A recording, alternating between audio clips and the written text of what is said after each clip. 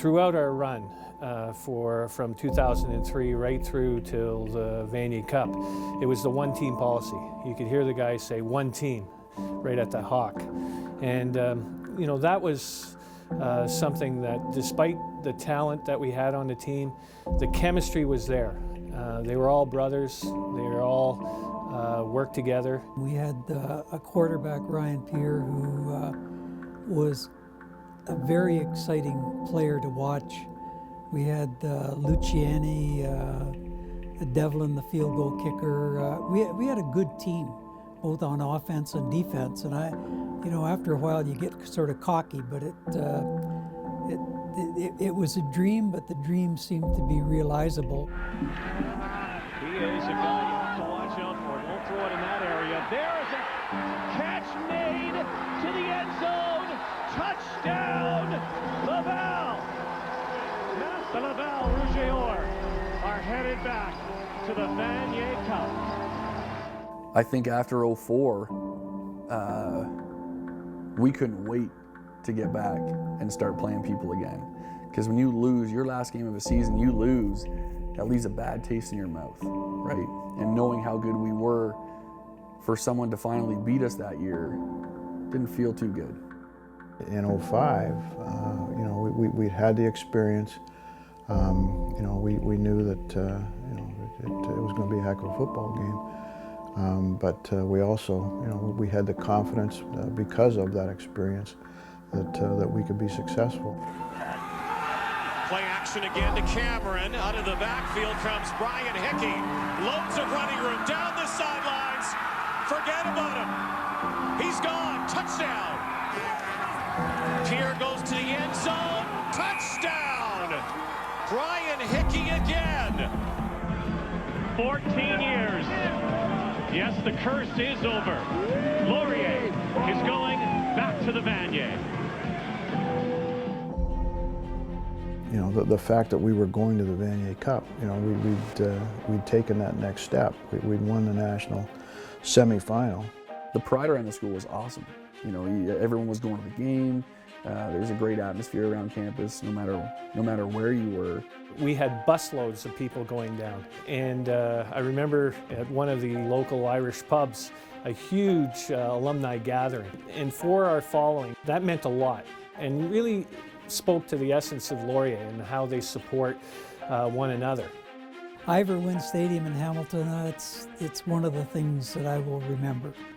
When we entered the field as a team, right before kickoff, when we entered the field, the sea of purple and gold that was up there in the stands, it's some, I got goosebumps just thinking about it. It was incredible. Looking around, seeing people from my hometown with signs, you know, signs with my name on it, and just seeing the purple and gold and the amount of people that were there and all cheering for you, all behind you, and just the excitement that was going through that stadium. It was special. It's something that I'll never forget. And just the opening kickoff, and once it was booted, and you know, it was another football game from that point on. I think, you know, the first couple of opening drives for Saskatchewan were key for us. They were a very talented football team. They had a very talented tailback, very talented QB that, you know, we had to get a sense of, right? We watch them on film, and they certainly had a big veteran O-line. We were like, let's see how we match up. We didn't have a very big front. And those first couple of drives that they had, they were 2 and out. We were winning field position. We caused an early turnover, and our confidence continued to build. At halftime, we were confident. You know, it wasn't those predictions from certain media sources didn't play with the psyche of our team. It was more of a confirmation. We knew we could play with them, but that was like, see, we can play with them. And that was just, again, to add to that confidence that we had, that we knew we were as good as we thought we were. And so going into halftime, that was kind of the message that was relayed was, see, now go out there and take it from them, because you know you can play with them, you know you're better. On the line, the Vanier Cup with 7:05 to go. 1st and 10, Saskatchewan at the 25.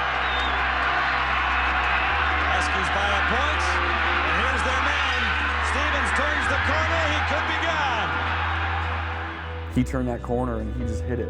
You know, turned the Jets on, he was gone. It was watching it on the big screen and just going, man, I wish he would trip or something, right? Something, trip over his feet or something, but it was deflating. Well, I think the first thing, when you give up a big score like that, it's almost like a dagger. And you could see with our body language that I said, come on, guys, we're going to get out here and we're going to defend this, and the next stop's the next important.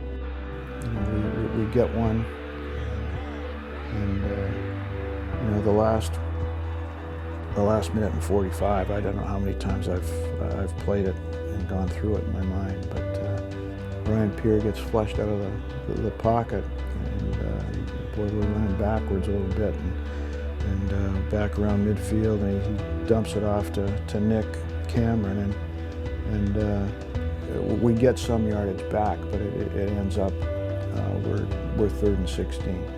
We call the timeout, ask Coach P, we got to play for this, and he says, we got one, Coach. We got one, so let's go get it. They need a big one here, a big play right now. All on the line, 1:45 to go.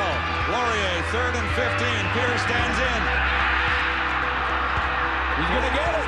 First down, he does. Wow. Dante Luciani makes the catch of the game because the Hawks are still alive in the Vanier Cup. For my career at Laurier to come down to a kick for the Vanier, I mean, that's the stuff you read in books. So Devlin, with a near super season, missed early, had another miscue, but this is for the lead as Devlin strokes it through smoothly. It's Laurier on top. There was about 20 people from my family that were at the game, and they were sitting behind our team bench just a few rows up. And I remember I hit the ball and I knew it was going in, so I didn't watch the end of the play, and I turned to point at my family that were up there behind the bench. And I wasn't able to get very far because Joel, who was also one of my best friends, grabbed me and just held me. And we hug each other, then we look at each other, and we were just screaming, holy crap, can you believe this? And then we hugged again. There was great excitement, kids running around and everybody jumping and screaming, and I think the main focus was to, you know, get everybody reeled in a little bit.